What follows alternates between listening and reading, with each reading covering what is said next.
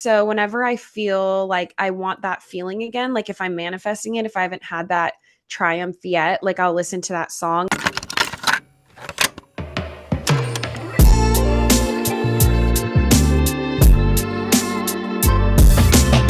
Hi, welcome to the guest list with Patrick Hicks. Today I'm joined by Coco Mocoe, former BuzzFeeder, current trend forecaster, marketing creator. Coco, thank you so much for joining me.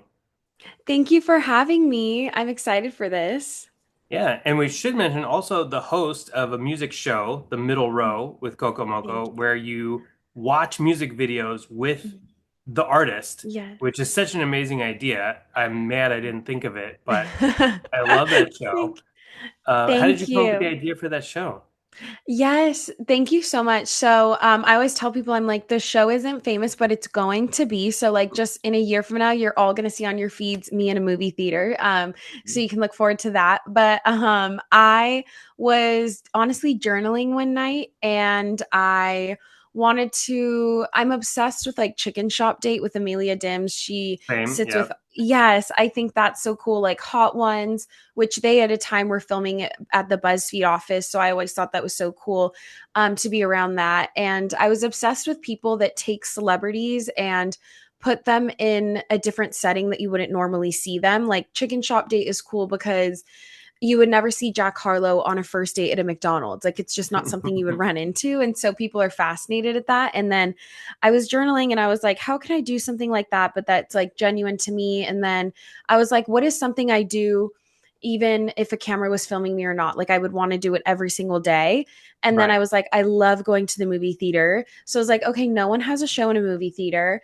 And my mom was saying like way back in the day, there was a show where these guys would give like a thumbs up or thumbs down for a movie that they just Siskel and watched. Ebert? Yeah. Is that it? Yes, yeah, yeah. It's like yeah, some name. Yeah, yeah, Siskel and Ebert, yeah. yeah. Okay. And so I'm like, okay, if that's the last source material, then like it's been a while and like I don't think I'd be copying anyone. So yeah, that's how I came up with the idea and it's been such a long road, but I really believe in the concept and I filmed a couple episodes at a theater I'd found in LA that I was so specific I wanted it to have red seats because the visual of red seats, I was like the Yeah. theater has to have red seats. And I did a few episodes there, and then Spotify reached out and was like, "We have a theater here. Like, do you want to use it?" So now I film it at Spotify in LA. So it's been a really cool journey. Yeah. So you live in LA, but Yes. unlike I think a lot of people who do what you do in LA, you were actually from Southern California, right? Hmm. Yeah, born and raised LA, specifically if you're familiar with the area, Long Beach, which is like the Yeah. southmost county of LA. So what is a song that reminds you of your childhood growing up in Long Beach? Oh, that's such a good question. I would say California Girls by Katy Perry, because that song came out when I was in middle school, and I was like, wow, like everyone loves California Girls, and I'm a California girl. But then as I got older, there's like, Lana Del Rey has a lot of songs about Long Beach, and I think now I associate, even though she's not from here, I associate a lot of Lana's music with Long Beach now. Mm. Yeah, well, she has the one song that samples Sublime, who's like Yes, a yeah. long It's going to, yeah, she legend. has. Yeah. Yeah, yeah, Long Beach Legend Sublime for sure. And then her album that recently came out called Did You Know That There's a Tunnel Under Ocean Boulevard? That's actually about Long Beach because there was a tunnel that let the all the people walk to the beach in Long Beach and not Okay. have to go through all the cars upstairs and stuff. And so her album was kind of a love letter to Long Beach, the most recent one. That's so weird. I wonder why she has this affinity for Long Beach. Do you know? I don't know. And I've never like seen her here. Like, trust me, my eyes are peeled. I'm like, where is she? But No. I've even met people who work closely on her team and they're like, she just loves it. She's not, I don't know that she's ever lived here. Maybe she has. I'm not sure.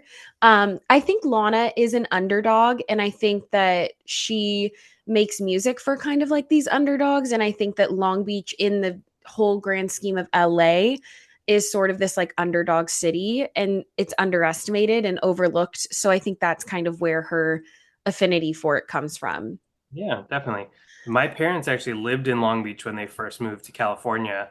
Oh my But then God. before I was born, they moved to Anaheim, so that's where I grew up. Yeah. Oh They wow, always you talk grew up in about like Anna. Yeah, So you were there, like, pretty so you were close. near Disneyland. Yeah, oh yeah. I grew up like 5 minutes away. That was my first Wow. job and like my fourth Really? job. Yeah, oh yeah. Oh, what did you do at Disneyland? So my first job, I was a photographer inside Disneyland, Okay. like taking pictures with Mickey Hmm. Mouse and stuff. So that was like my job when I was in high school. That's so interesting. I'm honestly just so fascinated because now getting a job at Disneyland is like they have to like apply and get it's like this whole thing, like the Disney College program.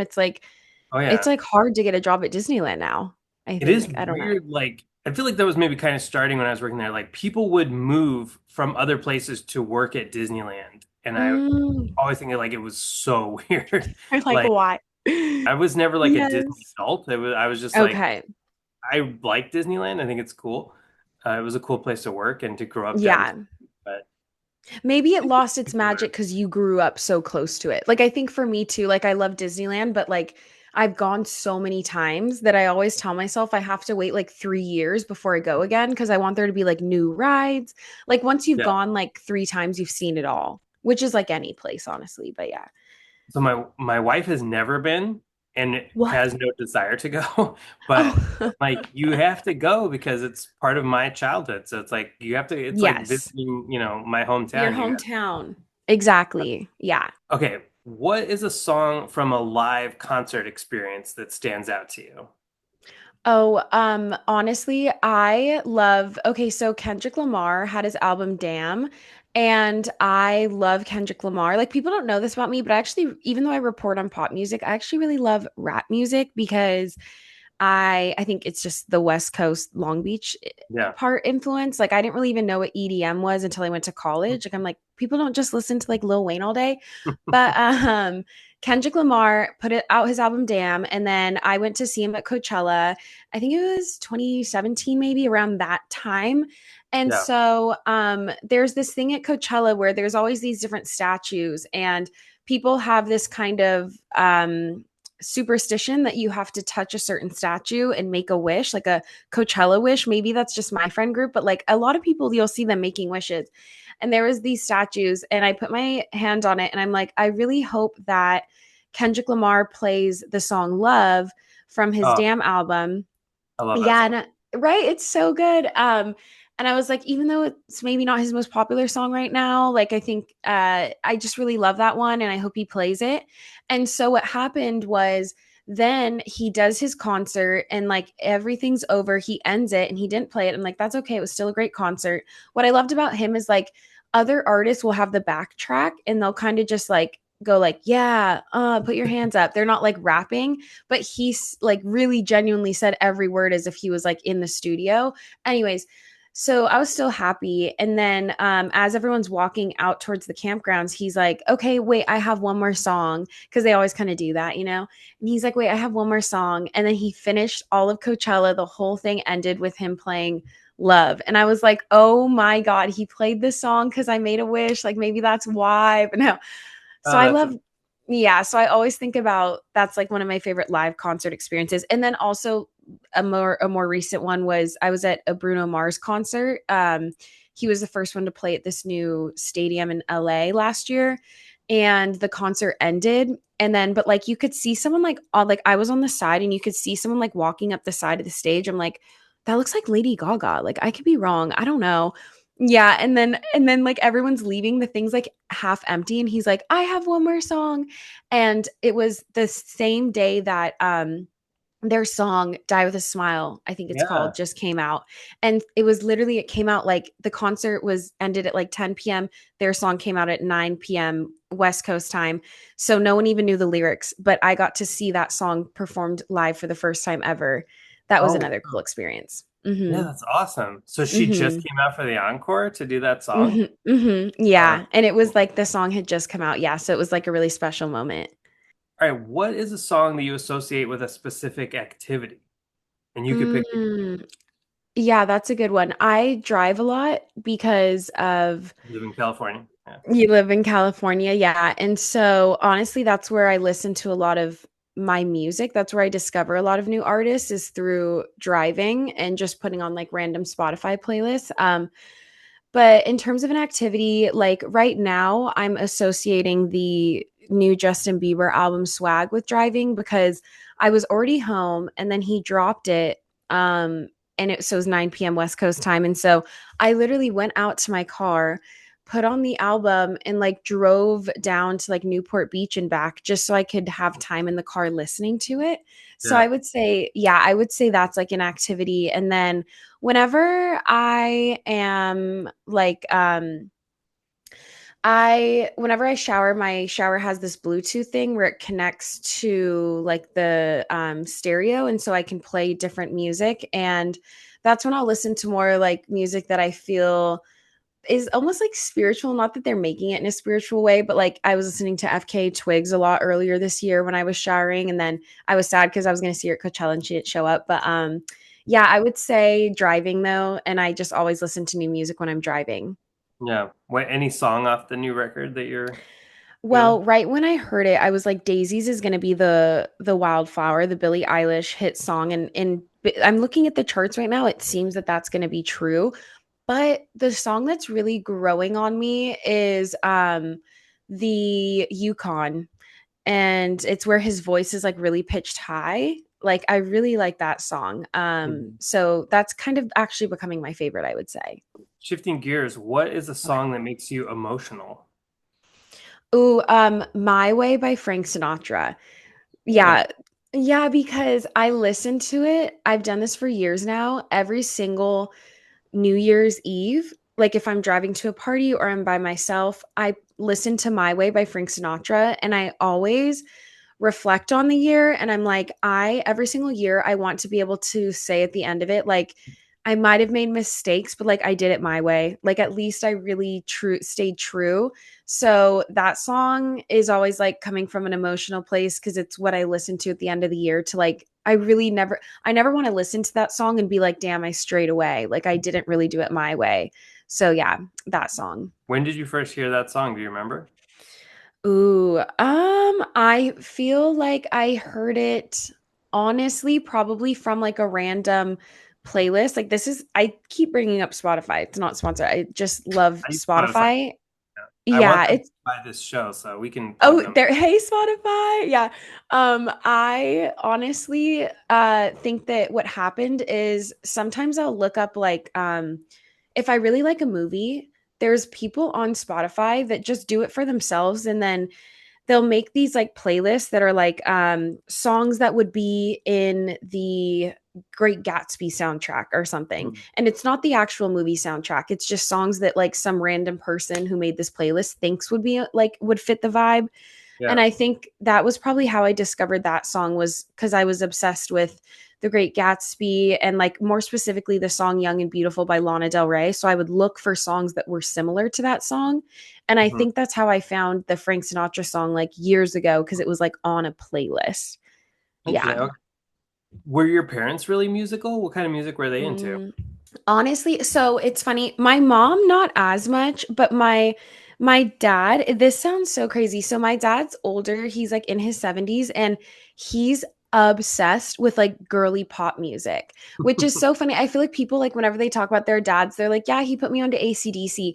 My dad will like call me and be like, "Did you hear the new Ava Max song?" And I'm like, Wow. "How do you know who she is?" And like I'll like if he drives me somewhere, like he's listening to Conan Gray, Ava Max.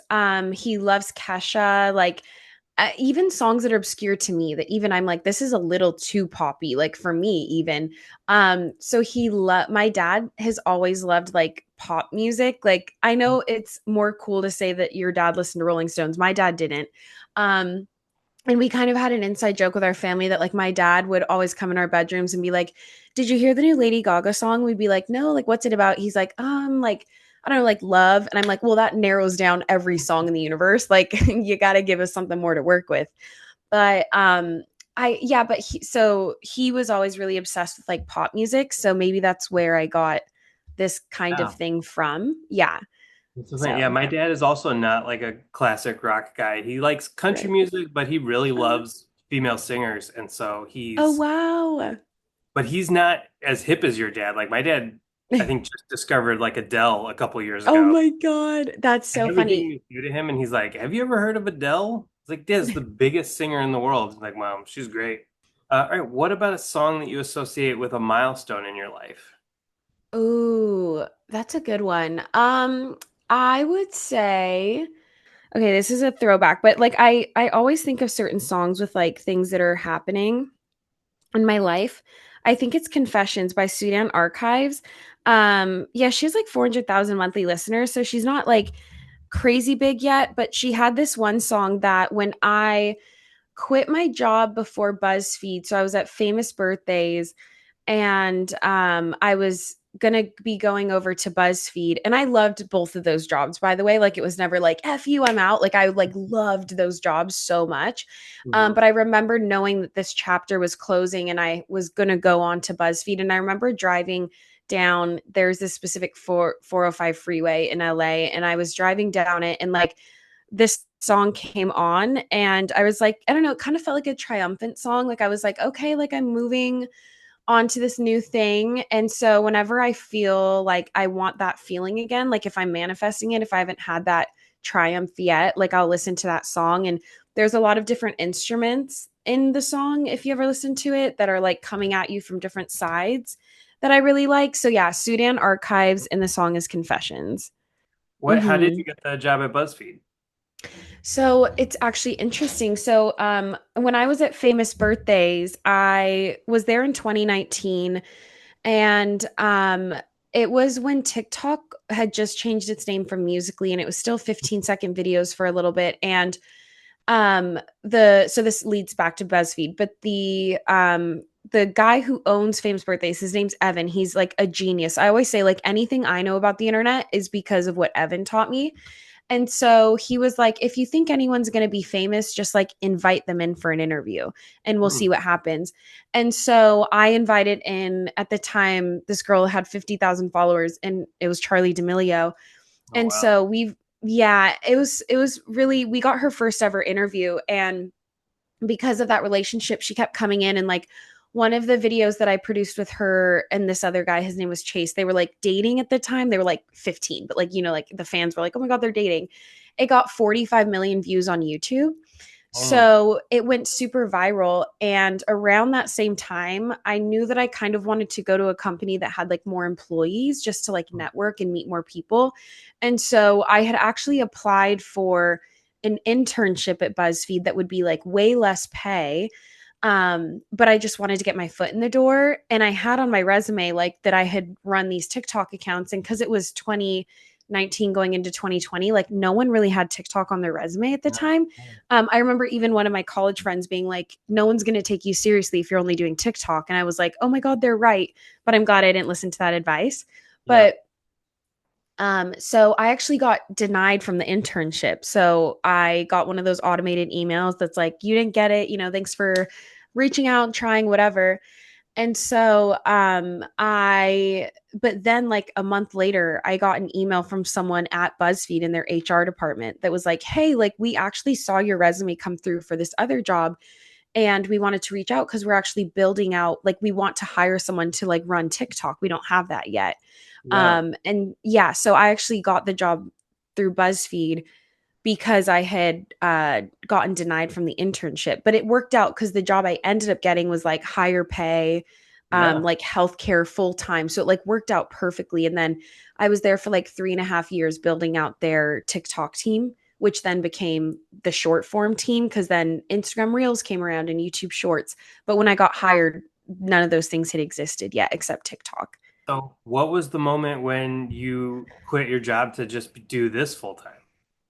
It was June of 2023, so it's been like 2 years now. And so I remember the date because I again, like I actually really loved working at BuzzFeed. I know that's not like everyone's experience. I was never on camera, so I think that's partly why I loved it. I never had like that weird pressure.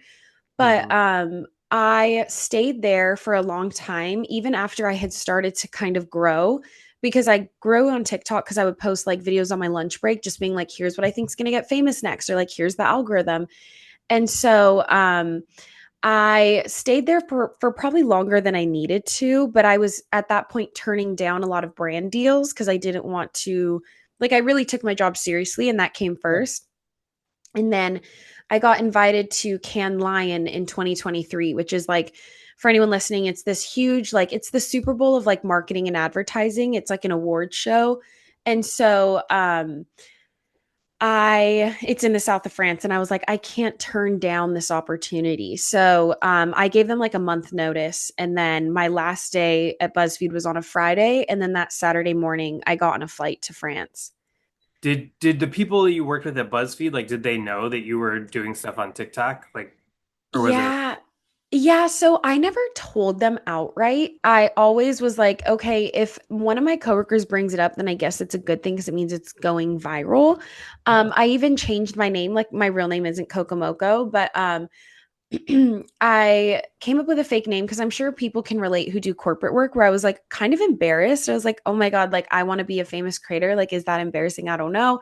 And so, but at BuzzFeed though, I will say it's almost weird if you aren't trying to become a famous creator. Like everyone there is kind of that's the culture.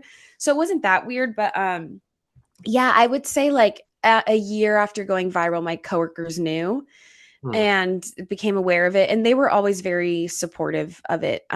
Yeah, so but again, like at BuzzFeed, it was very normal. Like it almost everyone was in some way posting on TikTok and trying to get famous. So yeah.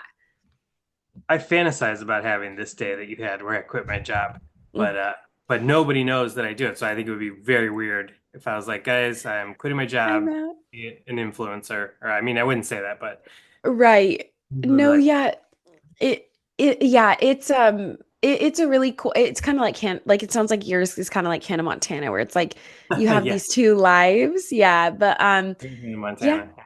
Yeah, yeah. I know I think mine just kind of was more open because they were like everyone was online. Whereas like if I did any other job, I think I would have kept those cards closer to my chest. Smart, yeah. But hoping I'm trying to manifest. I'm gonna listen to that song that you recommended for manifesting. All Sudan Archives. Yes, yes. I'll email to you after too if you forget the name. right, what is a song that has some of your favorite lyrics? Ooh, okay. I've already said My Way by I would say right now, like I'm like 15 years late to the game, but I've been getting into Taylor Swift for the first time. Which like I don't mean that in an offensive way to the Swifties. I just never Yeah. was into it before. But I really like her entire Reputation album.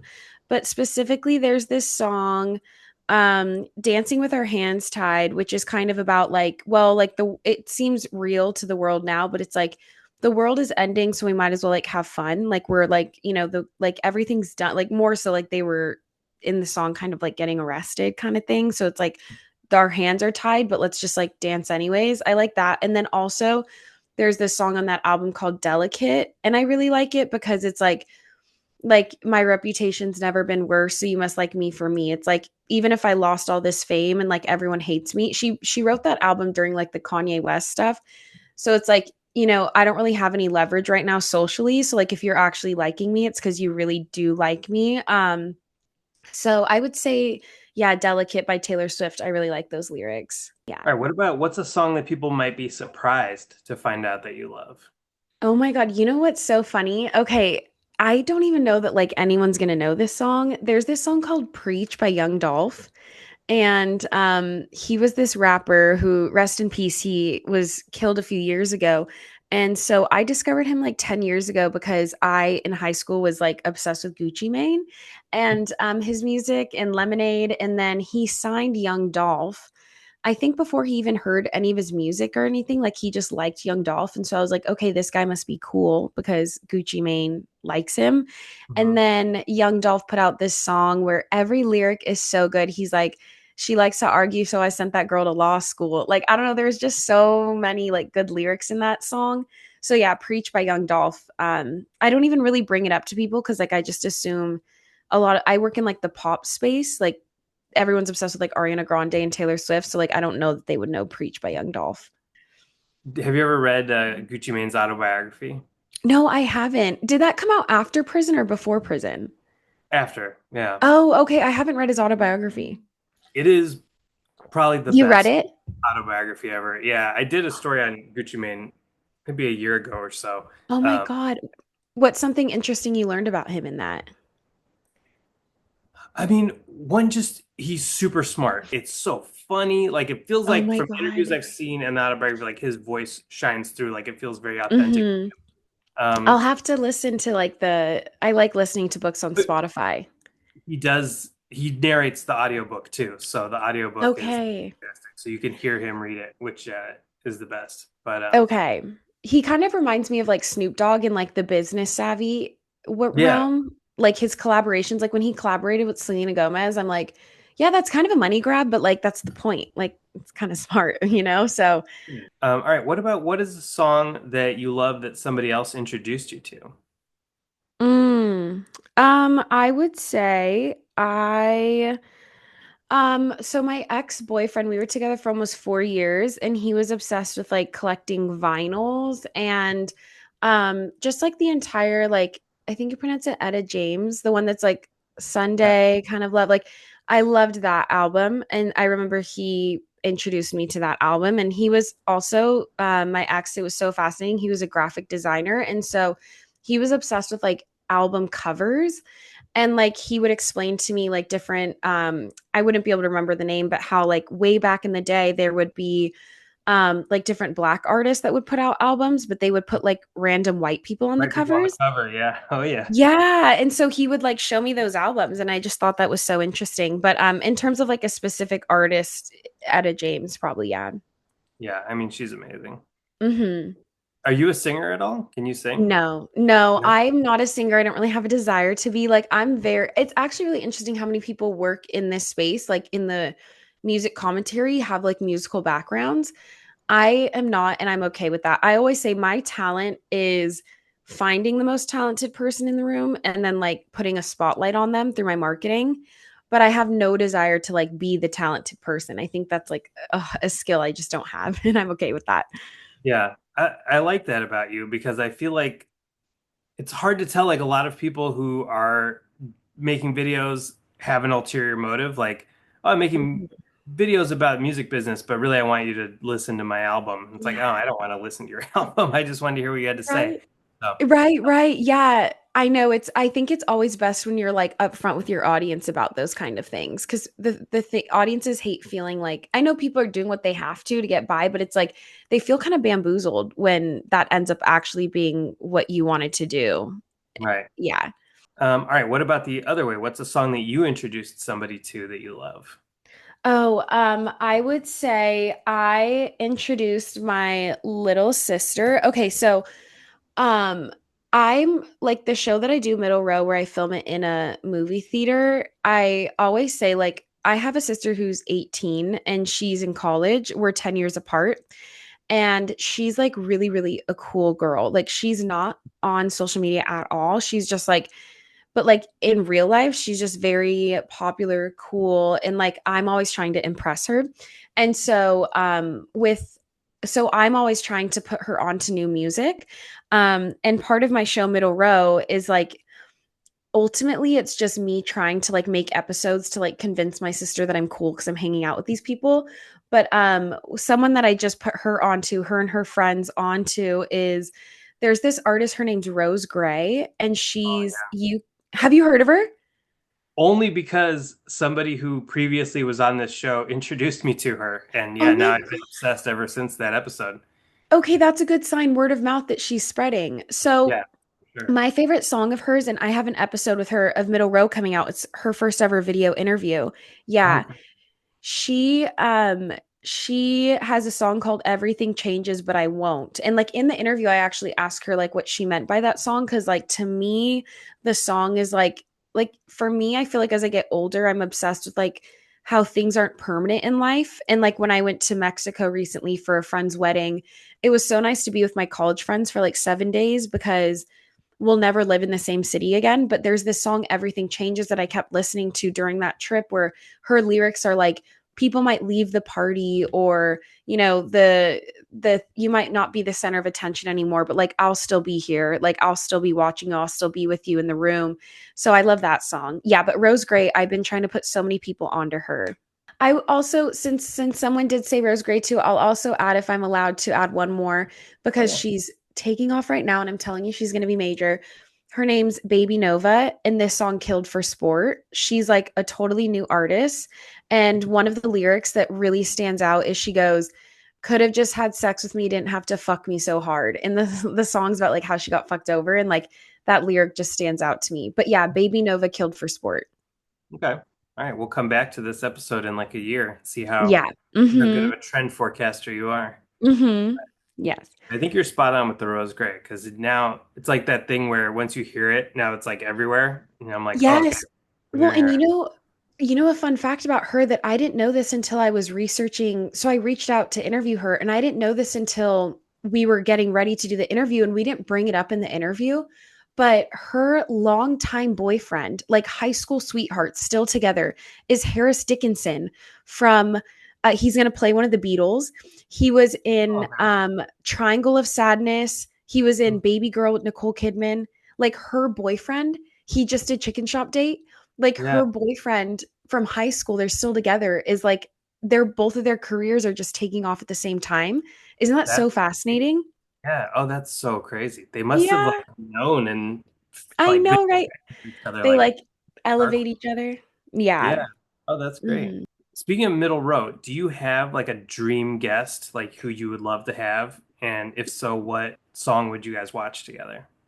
Yeah, so my dream guest is Kendrick Lamar, because I think it's just a West Coast thing too, and I love him. But of course, I would love to do um his recent song about Drake, but because like the video was filmed, I think in Compton, and there was like an owl in it, and it was so A lot of visual, and there were symbolism. yeah, a lot of symbolism. But I still think that like that song. See, I'm such an Aquarius though that like if a song is like really really popular, then I'm like nah, like it's been there done that. But I would Mhm. love to do Kendrick, but he doesn't really do interviews, so I don't know that like I could do that one, the Not Like Us, ever. But if he's ever down to do an interview, of course. And also Lana Del Rey. And now that I'm like getting into Taylor Swift, like 15 years after her debut, I would say maybe her, just because I'm learning more about her, and she's also like I love artists that are visual in their music videos, and she seems to have a lot of visual Easter eggs that I think would be interesting to Yeah. ask her about. But those are people that are like just so major that I don't know that it would happen. Like I don't think they do interviews anymore, but if they ever do, they're like my top guest. All right, what is the most recent song that you've fallen in love with? Ooh, okay, so let me just pull up my Spotify because I feel like I've been listening to so many different um okay, well, I've been really loving this guy Somber. I don't know if you've heard of him yet. No. Maybe not. Okay, look him up. He's blowing up right now. You can kind of tell an artist is going to get really major too when it like Spotify kind of favors them and starts putting them on a lot of playlists. His name's Somber. He has a song that's like I feel like you've heard like his song is like on like the like pop charts now. But he also performed it when I was at Cannes Lion. He was there with Spotify and he performed. Right now he has 47 million monthly listeners because he's blowing up. But he has a song that's like Back to Friends and like Undressed. But yeah, I would say Somber. It's crazy how sometimes there'll be somebody I've never heard of before and they have 40 million monthly listeners. And it's when I Right, but he remember like I'm old. yeah, he just got famous. Like not Yeah. even like super famous, like he just started blowing up like maybe a month or two ago. So you probably like he'll be like you'll probably hear him organically soon. Coco, this is amazing. Thank you so much Thank for taking the you. time to sit down with me. What do you have to promote right now? Oh my gosh, thank you so much. I would say honestly, obviously middle row with Kokomoko. That's like what I really believe in the saying that's like if you try to chase two rabbits, you'll catch none. And so coming back from Cannes, I was like, I'm gonna do everything I can to make middle row a thing. And like, so I would say not only just promoting middle row, but if anyone listening, I trust your audience. If they have an artist that they think is about to get famous or like take off soon, or they have a cool visual music video, like DM me on Instagram because I'm always looking for new artists. Like even I could be like at a bar talking to strangers and I'm like, okay, who's an artist that's like gonna blow up? Like tell me. Yeah. So not just promoting, but like also crowdsourcing from your audience, like anyone that they think could be cool to come on my show. And sit in a movie theater and like break down a music video would be really cool. Oh, I love that. I don't think anybody's ever asked a question of my audience To before. crowdsource, yeah. Yeah. I know. I'm like, I feel like your audience is like in the know, so they would be like a good place to start and, see what they think is cool. You've heard the stories, now hear the songs. Go to wherever you listen to music, Spotify, Apple Music, Tidal, and you can listen to today's guest's personalized playlist if you search for The Guest List with Patrick Hicks.